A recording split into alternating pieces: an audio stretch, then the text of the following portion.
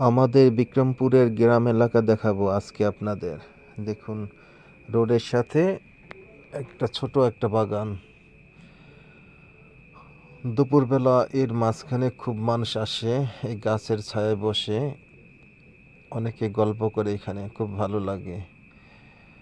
খুব সুন্দর একটা মিষ্টি বাতাস আসে। সবাই এখানে খুব বসে গল্প করে। অনেকেই চকে কাজ করে, রোদে ক্লান্ত থাকে, এখানে আসে রেস্ট নেয়। এই দেখুন পাকা রোড, এটা একটা শাখা রোড না? আমার কাছে এই জায়গাটা খুব ভালো লাগে। সবুজে ঘেরা একটা জায়গা। যদিও আমাদের বিক্রমপুরে অনেক সুন্দর জায়গা আছে, তারপর এই জায়গাটাকে যেন আমার কাছে খুবই ভালো লাগে।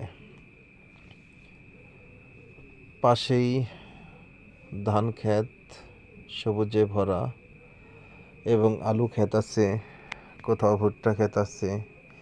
এখানকার মানুষ খুবই ভালো, মানুষের মন মানসিকতা খুবই ভালো। খুব ঘন বসতিও না, আবার খুব ফাঁকা বসতিও না। এই দেখুন, সবুজ আর সবুজ, মনে হয় চিরসবুজের বাংলাদেশ। খুব সুন্দর, খুব সুন্দর, খুব ভালো লাগবে।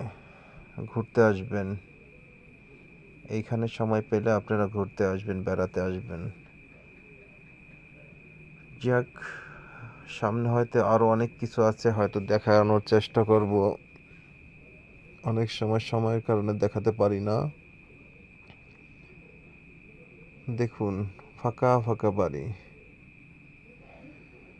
কিন্তু মানুষের মধ্যে মিল মহব্বত খুবই বেশি। সবাই সবার খোঁজ খবর নেই। আর এই জায়গাটা একটু উঁচু। বিক্রমপুরের মধ্যে উঁচু জায়গা আছে, তারপরে এটাও মোটামুটি উঁচু। এইখানে তেমন পানি হয় না। উঁচু জায়গা, বাড়ি আর জমি সেম সেম উঁচু। এটা একটা শাখা রুটের মতো, যদিও এখানে আর কি প্রয়োজন হয় না, তারপরে একটু উঁচু করে রাখেছে আর কি।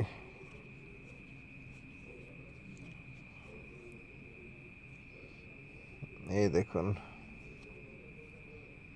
সামনে পাকা রোড।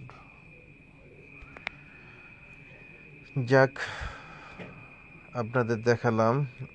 আবার সামনে দেখি আরেকটা কোনো জায়গা দেখানো যায় কিনা।